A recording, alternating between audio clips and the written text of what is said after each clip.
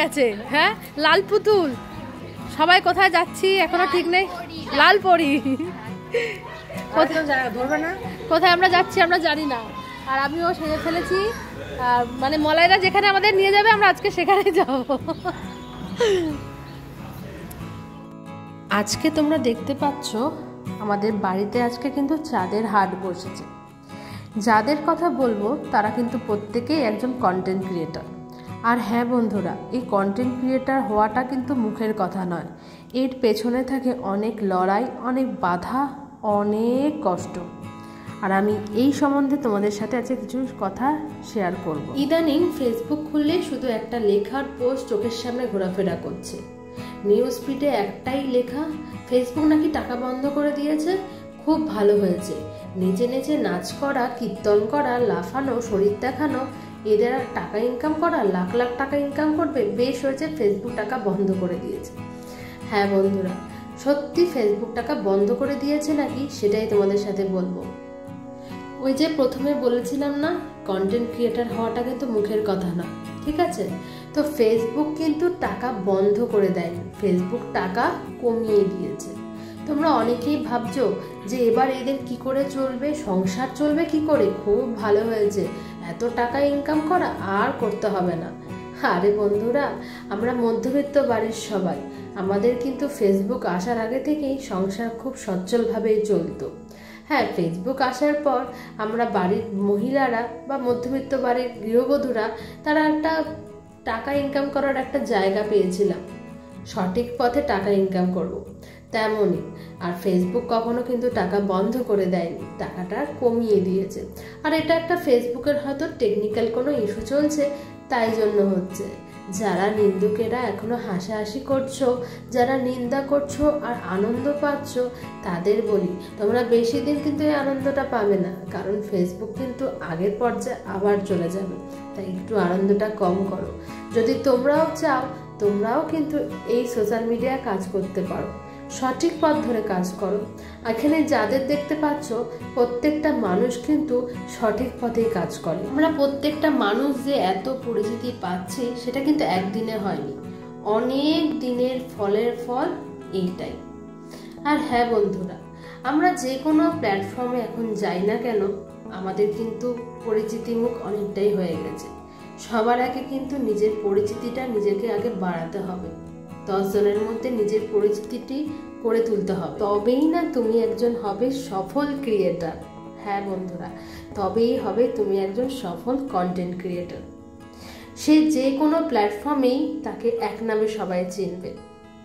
আর যারা হাসাহাসি করছো তাদের বলি, দেখো বন্ধুরা, আজ তোমরা যারা নিন্দা করছো যে এই প্ল্যাটফর্মে যারা কাজ করছে তারা হয়তো ভালো না, কিন্তু ঠিক প্রমাণ তোমরা পাবে। কেন বললাম কথাটা জানো? কারণ আমি যখন ভিডিও করতাম তখন অনেকেই হাসাহাসি করতো বা উঁকি মারতো, পেছন থেকে কিছু না কিছু বলতো। আজ তাদেরই দেখি ঘরে ঘরে তারা নাকি ভিডিও করছে। ওই যে বলেছিলাম না, তুমি যতই হাসো না কেন, তুমি একদিন সফল পথে ঠিক এগোবে। কথা বলতে বলতে তোমাদের সাথে বলাই হলো না আমরা কে কোথায় পৌঁছে গেলাম।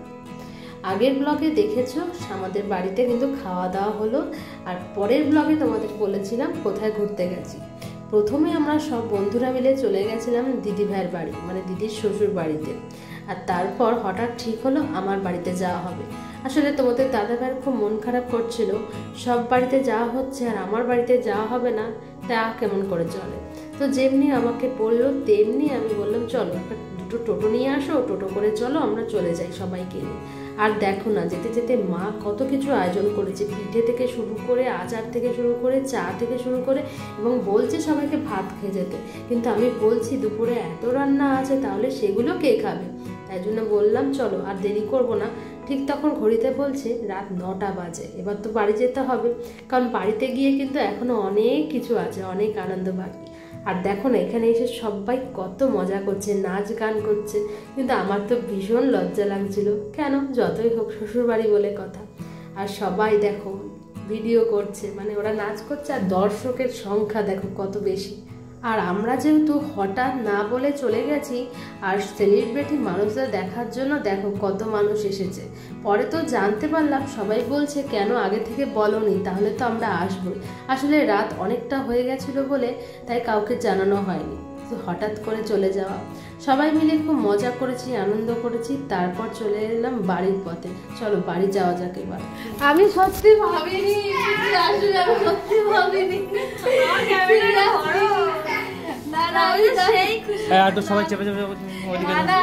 আমাকে বলেছে কথা দিয়েছে প্রীতি আসবে, বিশ্বাস তো তাও মনে হয় আমি কনফিডেন্সের সঙ্গে যখন বলেছি যে আসবেই, 10টা বাজে আসবে না প্রীতি, আমি শিওর।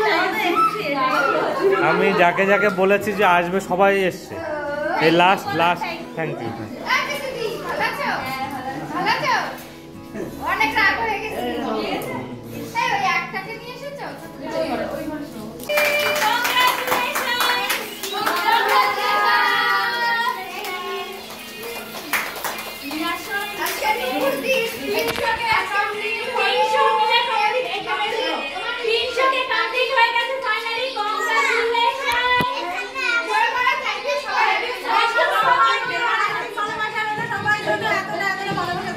অবিরাম ভালোবাসা, অবিরাম ভালোবাসা।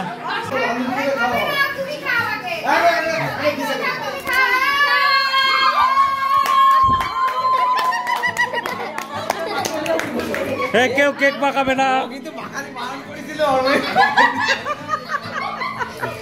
কেউ কেক মাখাবে না, কেউ কেক মাখাবে না, কেক মাখাচ্ছ কেন? কেউ কেক মাখাবে না। Good morning. দেখো সবার ঘুম ভেঙে গেছে সকাল সকাল, সবাই বাড়িতে অনেক দেরিতে ওঠে, কিন্তু আজকে সবার আওয়াজে তারা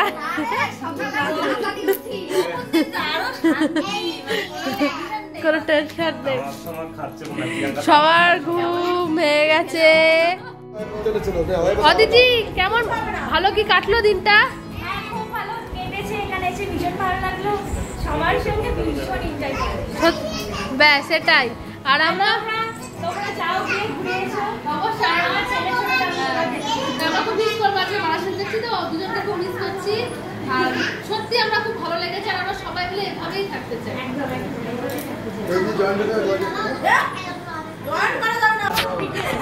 আর কি বলতো, আমার ছেলে ছোট তো, ওর জন্য আমি ক্লাস দিতে পারছি না, একদম মিস খুব ভালো লাগতো, কিন্তু গেলে সত্যি খুব ভালো লাগতো। এখনো বাড়িতে বাড়ির কাছাকাছি আমি দেখো কি করা যাবে, কাকু আছে এসো বিশাখা, সমস্যা করে গেছে আবার এসো, আমি তো ভিডিওয়ে না আবার এসো। হ্যাঁ ভালো থাকবে।